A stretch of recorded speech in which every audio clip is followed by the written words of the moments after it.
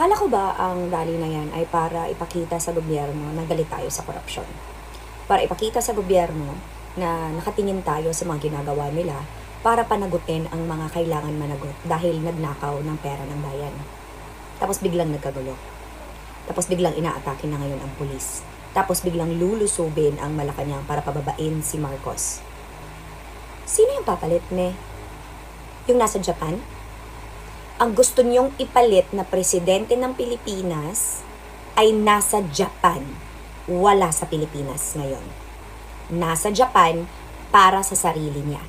At wag na wag niyong sasabihin sa akin na para sa tatay niya yan because ang ginagawa niya ngayon, ang rason kung bakit mas lalong hindi mabibigyan ng interim release si PRRD.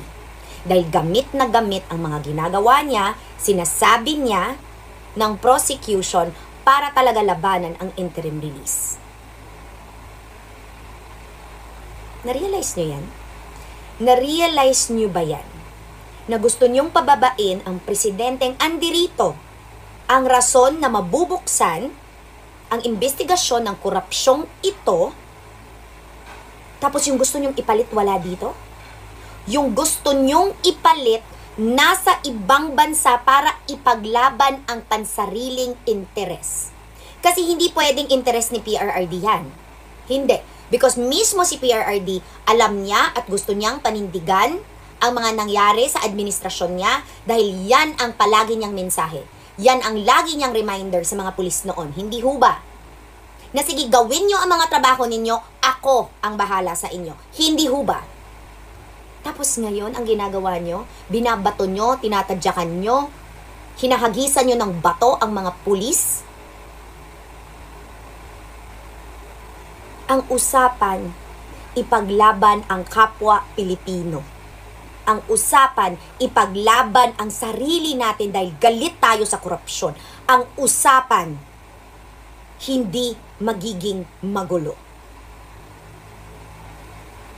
Do you expect me to believe that your actions, those actions, will benefit anyone except yourselves and the family that is behind that? Because I don't think President Marcos would pay somebody to create a ruckus when he himself wants to go to the rally. He himself wants to show up and be with all of you over there. And who will benefit the most if Marcos resigns? Who will benefit the most if you take over Malacanang? Who will benefit the most? The person who isn't here. Akala ko ba malalakas ang DDS? Akala ko ba that you are capable of making Sara Duterte president? Then why can't you wait until 2028?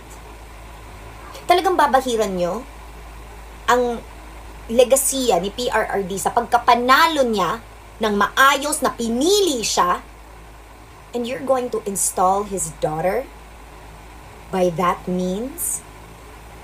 Of course not. Nakakahiya.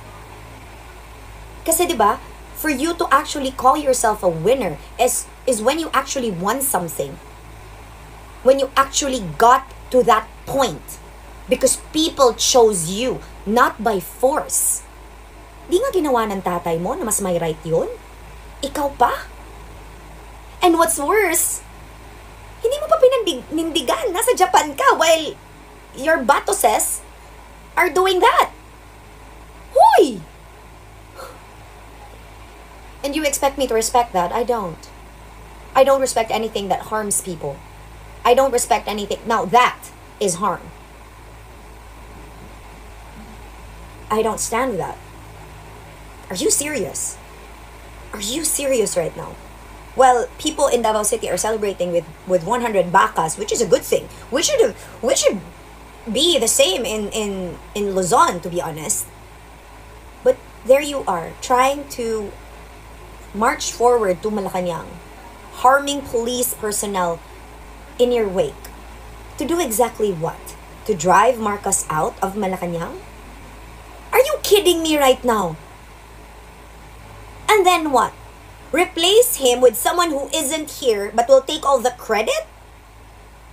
When in fact, the same person that is being shielded from being accountable Because 2016 and 2022 did happen. 2016 till 2022 will open a can of worms exposing that this corruption did not start during the Marcos administration. In fact, it was a lot worse during the last administration. It just wasn't talked about as much because the focus was something else. I support the rally wherever. That's why nga I was on the lives. That's why I was commenting, mag-ingat kayo dyan. I was commenting, mag-hydrate kayo, mag-sunblock kayo. I even reposted Archie Laga's post about what to bring. Joke pa nga ako na magdala kayo ng tawas because that's what I said. Magdala kayo ng payong kung umuulan man dyan or kung mainit masyado. Sunglasses, rest when you can. Ganon. And then here I see, you know, people, diba, like, wanting Marcos to resign. To be replaced by who? Diba, like, si Attorney Topacio, na pag hindi ka mag-ingat, baka ma-stroke ka dyan sa labas ng Camp Aguinaldo, be. Diba? Kung hindi ka mag-ingat dyan, sa sobrang init dyan, baka ma-stroke ka pa. Abogado ka pa naman din yan. Diba? Pero yun nga naman, we can't expect. Hindi man lahat talaga ng abogado ay hindi naman talaga bobo. May iba talaga na bobo. Yung mga, di ba, hindi nagbabasa. Yung kailangan pang sabihan ni Sandro Marcos na magbasa ng konstitusyon. Kaya yun, be? Ikaw yung abogado, sasabihan ka pa ni Sandro Marcos na ikaw yung magbasa ng konstitusyon sa katangahan mo. At ito naman si Topacio na alam mo na mo yung ano-ano mo dyan, pag sigaw-sigaw mo dyan sa labas ng Camp Aguinaldo, mami, mas ikaka-stroke mo pa yan kaysa sa ikaka-presidente ni Sara Duterte matapos ang araw na ito. Kasi at least ako, I would rather choose a president that is present. Not a president who actually cannot stand by her supporters. Oo, supporters mo yung nasa Japan, yes. But you are not fighting for the rest of the country while you are there. No, you're not. You are using the country taxes, including ours, mine, actually. Yes, you are not using Filipino taxes for your expenses, yours. But remember, you have an entourage that flies with you, that is on government payroll. Kaya nga ako, hindi ako magsasabi ng Marcos resign because I voted for him just as much as I voted for Sara. But between Marcos and Sara, I would rather that I choose Marcos because he's actually doing something while the other one is in Japan. Shouldn't you be here to make sure that your supporters are safe? The same people you've all manipulated to think that they are fighting the greater cause by making you president, and when you become president, you're just gonna forget about them. You're not even gonna thank them. You did that when you were vice president. I'm pretty sure when you become president, it's gonna be a lot worse. You're just gonna tell people, wa man mo pugsa nga mo suporta mo, wa man mo pugsa. Remember that? Because I did. So apparently mga kababayan, meron daw di umanong mga nanakit po sa mga pulis ng bato sa mga pulis at nagkaroon po ng gulo doon, no? And sa pagkakaalam ko, 17 po na katao ang nahuli. Tapos ito pa po, no? Merong 3 o 4 na DDS po yata yan ang inulan po ng nabu sila ng mga rallyista na pumunta po sa EDSA at sa Luneta dahil ang mga DDS na ito ay nagpakita po ng poster na pro-Duterte posters. Ayan po, no? Makikita nyo naman po yun sa balita. So, yung sinasabi po ni Jam Magno, sinasabi ko rin naman sa inyo na ang layunin po ng kilos protesta ngayon ay maging mapayapa at kilos protesta laban po sa korupsyon. Hindi po para iangat ang isang politiko or political dynasty at hindi po para patalsikin si PBBM. Kahit nga po yung mga aktivista at sila, yung alam naman po natin kung sino yung mga laging nagrarally, sila po ay nagsasabi na hindi po sila nagrarally para po patalsikin si PBBM. Gusto lang nila na may panagutin sa korupsyon na ito.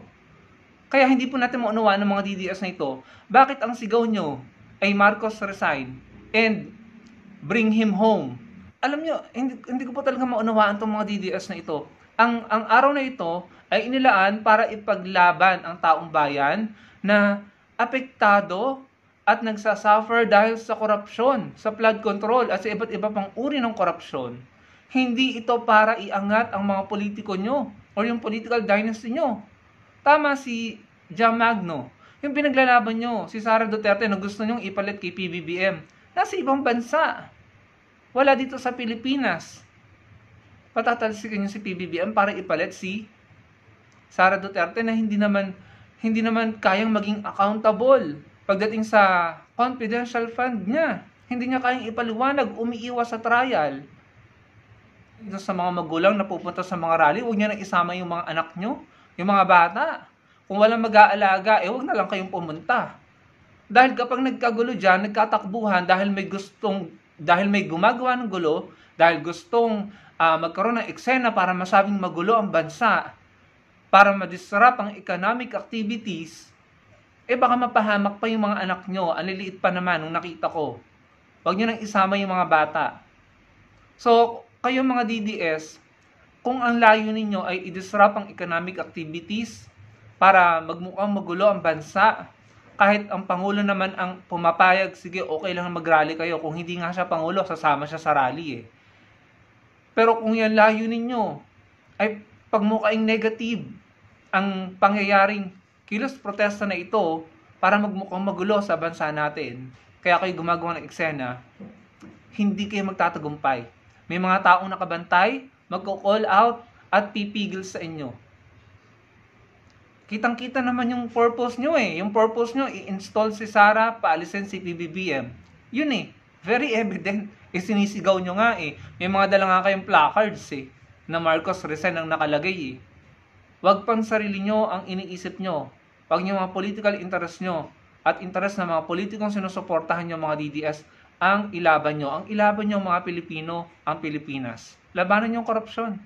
Kaso nagsasalita lang kayo, tumalaban kayo sa korupsyon dahil alam nyo nagbe-benefit ang mga sinusuportahan nyo, hindi kayo makabansa.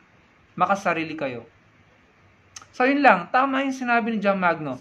Sinabi ko na to dati sa inyo, sa 2028 lang po tayo magpapalit ng Pangulo, hindi magtatagumpay yung mga ganyang paandar. Sa 2028 lamang po tayo magpapalit ng Pangulo, matuto kayong rumespeto, mga DDS. Hindi kayo magtatagumpay. At kung magpapalit tayo ng Pangulo, siguraduhin natin yung Pangulo natin ay maka-Pilipino, hindi maka-China. At accountable, transparent, handang maging accountable, handang humarap sa mga paglilitis kung kinakailangan, handang sagutin ang tanong ng taong bayan, at hindi kurakot.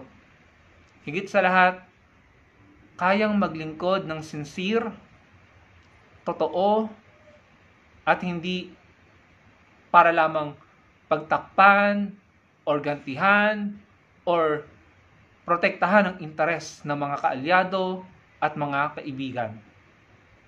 Matuto na po tayo mga kababayan. Ang pangyayaring ito, ang nangyayari pong kilos protesta ngayong araw ay nakatatak na po sa history at mapapag-aralan ito at pag-uusapan ng mga susunod na henerasyon ng mga Pilipino, kaya gawin po natin tama ang araw na ito. Gawin po natin ang mga tamang bagay para masabi ng mga susunod na henerasyon ng mga Pilipino na tayo po na nabuhay sa panahong ito ay ginawa ang tama para sa bansa natin. Maraming pong salamat sa panonood.